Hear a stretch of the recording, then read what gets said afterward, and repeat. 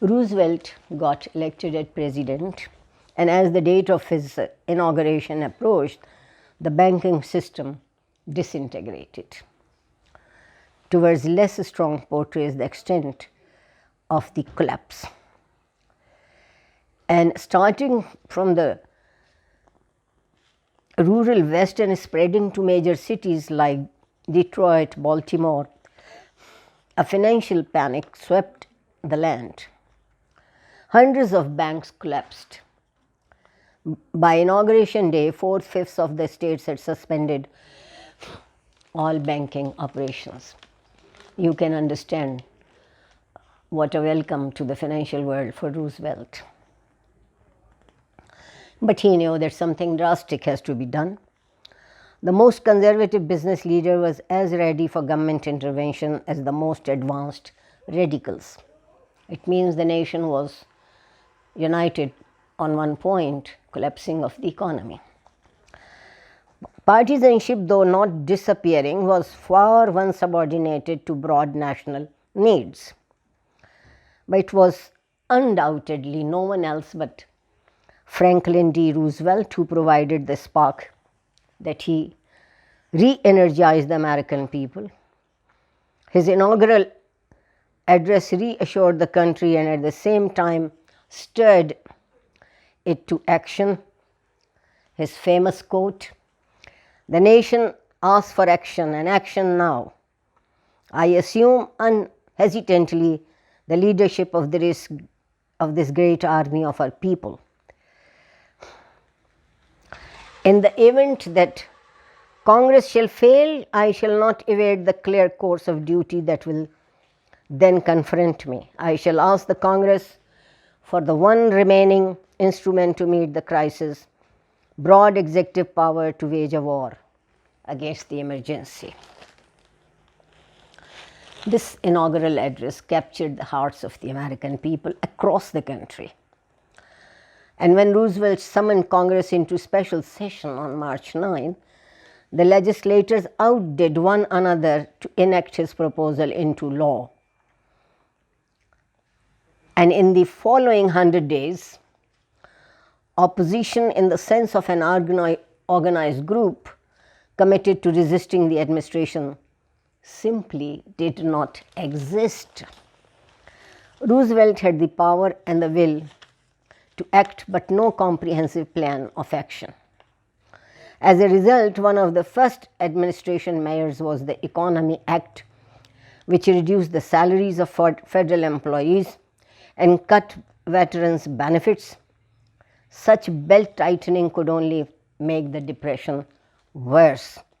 But most New Deal programs were designed to stimulate the economy. All in all, an impressive body of new legislation was placed on the statute book. In April, Roosevelt took the country off the gold standards, hoping thereby to cause prices to rise.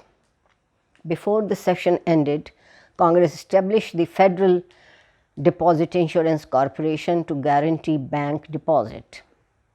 It also forced the separation of investment banking and commercial banking concerns while extending the power of the Federal Reserve Board. National Recovery Administration came as an idea and had priority during the 100 days.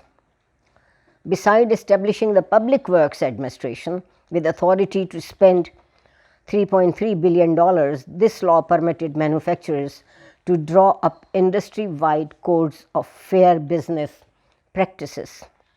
This act created a government agency, the National Recovery Administration, headed by General Hugh Johnson, to supervise the drafting and operation of the business code. The effects of this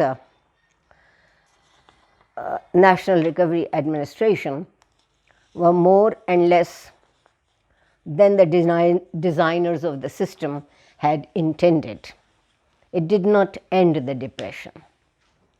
Beginning with the Cotton Textile Code, the agreement succeeded in doing away with the centuries-old problem of child labor in industry. They established the principle of federal regulation of wages and hours and led to the organization of thousands of workers. The second act was the Agricultural Adjustment Act, also known as triple threes. Roosevelt was more concerned about the plight of the farmers than of any other group, because he believed that the nation was overcommitted to industry. The New Deal farm program, incorporated in the Agricultural Adjustment Act of May 1933, combined compulsory restrictions on production with government subsidies to growers of wheat, cotton, tobacco, pork, and a few other crops.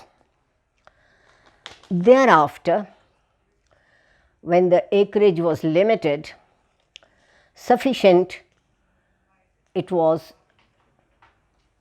to prove to raise some agricultural prices considerably.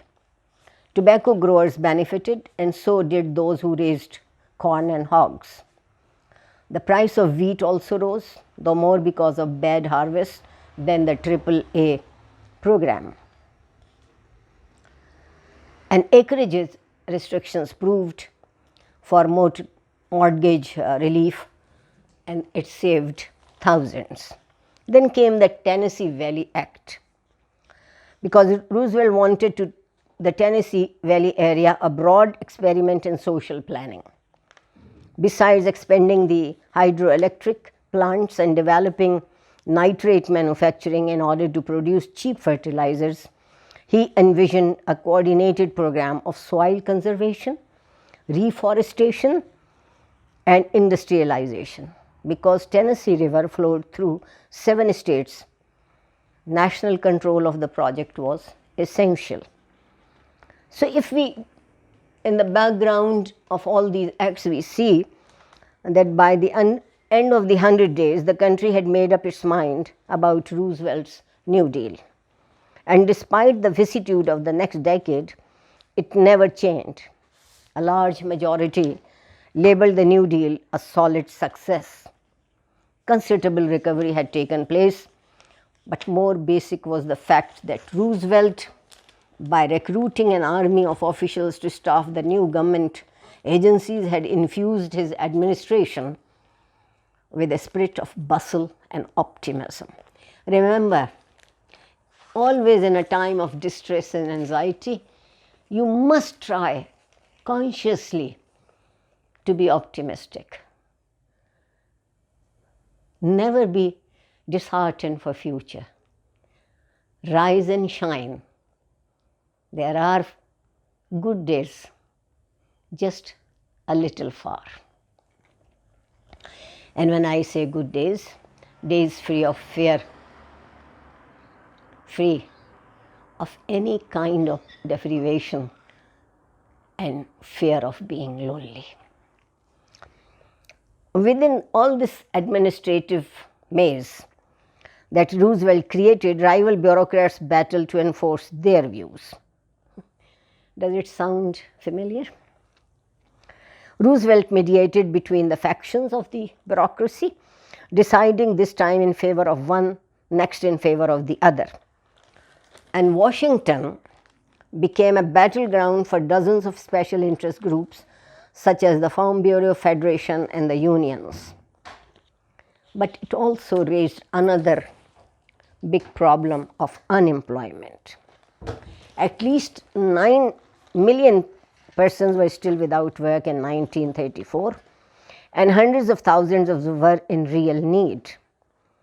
So the cost of this program to lift up the unemployed frightened Roosevelt.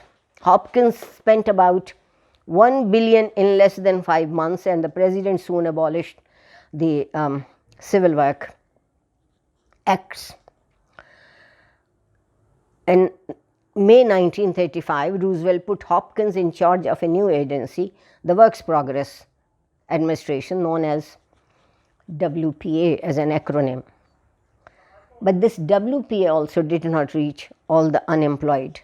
At no time in the 1930s did unemployment fall below 10% of the workforce. And I think it was a caution for the president. His caution did him no good politically, and business interests he sought to placate were becoming increasingly hostile to the New Deal. The literature in the Depression period was written and it portrayed American society between 1900 to 1930 in broad perspective, but the novel that best portrayed the desperate plight of the million impoverished by the Depression was John Steinbeck's The Grapes of Wrath. And this novelist Steinbeck captured the patient bewilderment of the downtrodden, the callous brutality bred of fear, and characterized their exploiters. Like so many other writers of the 1930s, Steinbeck was an angry man. There is a crime here that goes beyond denunciation. So we see that the American writers, and unlike so many other novelists of the period, one who joined with Steinbeck was Faulkner, who maintained a high level in later years. This also bred some extremism. And this extremism resulted in planning a third party to split the liberal vote in 1936 election. Less powerful than the president candidate Long, widely influential was Father Charles C. Coughlin.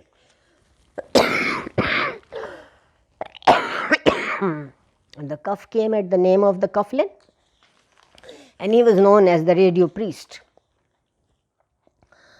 Another rapidly growing movement which thwarted Democrats in 1934-1935 was Dr. Townsend's campaign for old age revolving pension.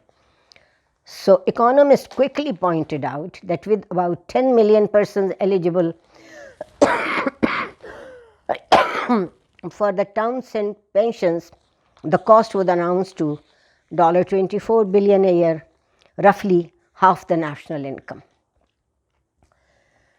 With the possible exception of President Long, the estimates had little understanding of practical affairs.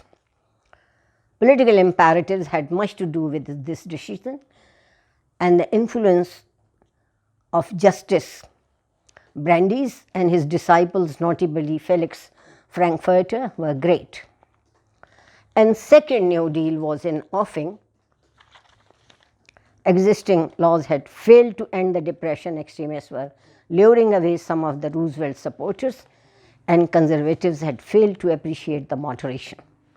The second 100 days was one of the most productive periods in the history of American legislation. The National Labor Relations Act, commonly known as the Wagner Act, restored the labor guarantee wiped out by the earlier decisions. It gave workers the right to bargain collectively and prohibited employees from interfering with union organizational activities in their factories. The Social Security Act of 1935, which still is in execution, 1935 set up a system of old age insurance, financed partly by a tax on wages paid by workers and partly by a tax on payrolls paid by the employee.